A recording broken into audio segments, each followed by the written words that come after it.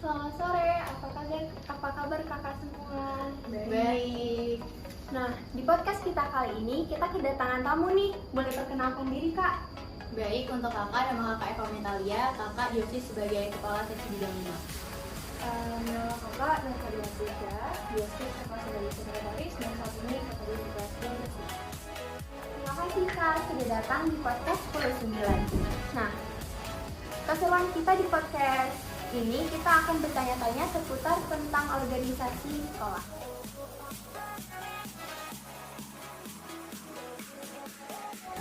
Baik, untuk suka duka kita mulai dari yang sama-sama dulu ya teman-teman ya. Untuk suka tentunya selama bergabung di OSIS, kakak bisa mendapat teman baru, kakak juga bisa mengasah soft skill kakak seperti dari belajar mengedit dan sebagainya.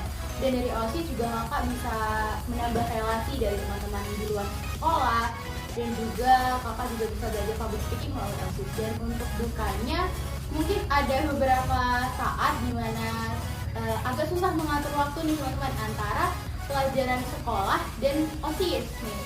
Misalnya seperti OSIS sedang melaksanakan suatu kegiatan ataupun event buat semansa.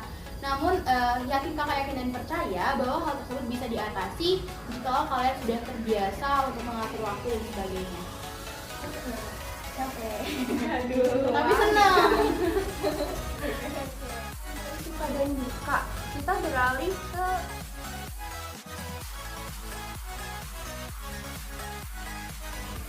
Baik, untuk pertanyaan tersebut sedikit gelisah ya teman-teman.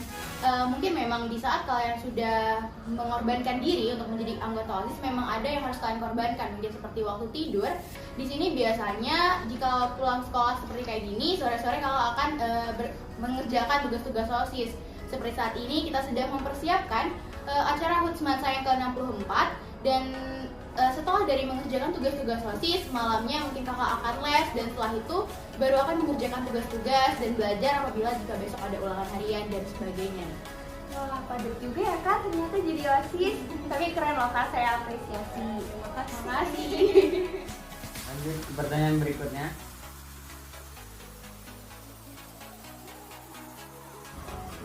Pertanyaannya kayaknya banyak banget ya, apalagi yang kelas 10 yang nanya-nanya nih kira-kira jadi OSIS itu kriterianya itu seperti apa. Oke, jadi seperti yang Kak Eva kasih tahu tadi nih, ternyata kegiatan OSIS itu banyak, padat, dan kita dituntut untuk bisa membagi waktu. Dan kita cari ini orang-orang yang punya keinginan kuat nih buat masuk OSIS. Jangan sampai mereka itu ternyata mau nggak mau masuk OSIS, kita salah pilih gitu, kita takutnya seperti itu. Kemudian yang kedua, pastinya itu mereka juga punya rasa tanggung jawab. Percuma ketika mereka mau, tapi maunya itu cuma setengah-setengah, kadang mau, kadang enggak. Udah sebulan jadi OSIS, udah mulai nih kerjanya jadi mulai lama, mulai ditinggalkan gitu. Makanya kita cari orang yang bisa bertanggung jawab. Kemudian yang ketiga adalah kita cari orang yang pastinya juga punya skill. Karena di OSIS itu kita butuh mereka-mereka dengan potensi-potensi yang ada di diri mereka nih. Misalnya kayak ada yang bisa ngedit, ada yang bisa public speakingnya bagus, ada yang bisa bikin proposal. Nah, skill-skill mereka itu yang kami butuhkan gitu untuk menyusun dan menyukseskan bagaimana event-event yang nantinya akan dijalankan di sekolah kita gitu sih. Nah, jadi ini boleh nih buat teman-teman yang nantinya keterima OSIS, boleh mulai mengasah nih skill editingnya, untuk bikin proposal dan sebagaimana mestinya. Jadi OSIS tuh dinilai dari segala Aspek. aspek ya Iya, Kak? attitude juga sifat, karena kan banyak banget ya sekarang ini bahwa OSIS itu jadi cerminan nih anak semansa itu di luar bagaimana gitu. Kelihatannya itu yang ngelihat pertama kali itu anak-anak OSISnya dulu. Kalau anak-anak OSISnya aja udah melanggar aturan, udah attitude-nya udah jelek gitu kan, nantinya nama sekolah juga gitu yang dibawa gitu sih. Setuju sih Kak, setuju. Kenapa kakak mau masuk OSIS? Ya.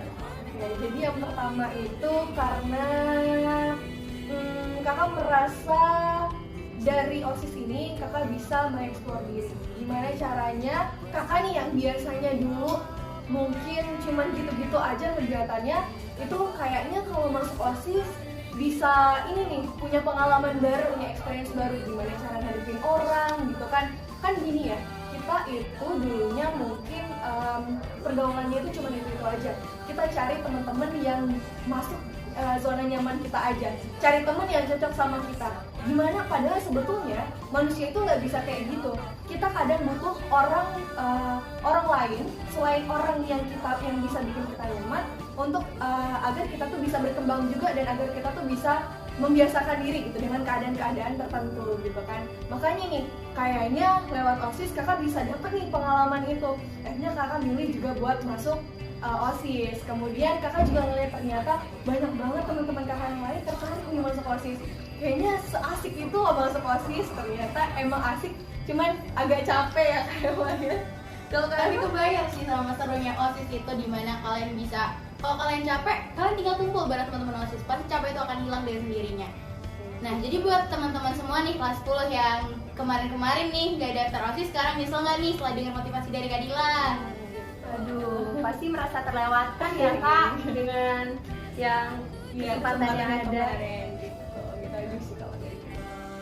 Nah, teman-teman, itu opini dari kakak-kakak OSIS kita. Jadi emang OSIS itu orang-orang yang terpilih ya, bukan sembarangan dan bukan main-main aja. Nah, kita akhiri di sini untuk pembahasan podcast kita kali ini. Kalau ada sumur di ladang, bolehlah kita menumpang mandi. Kalau ada umur yang panjang, bolehlah kita bertemu lagi. Kami tutup dengan wassalamualaikum warahmatullahi wabarakatuh. Terima kasih banyak kak. Sama-sama.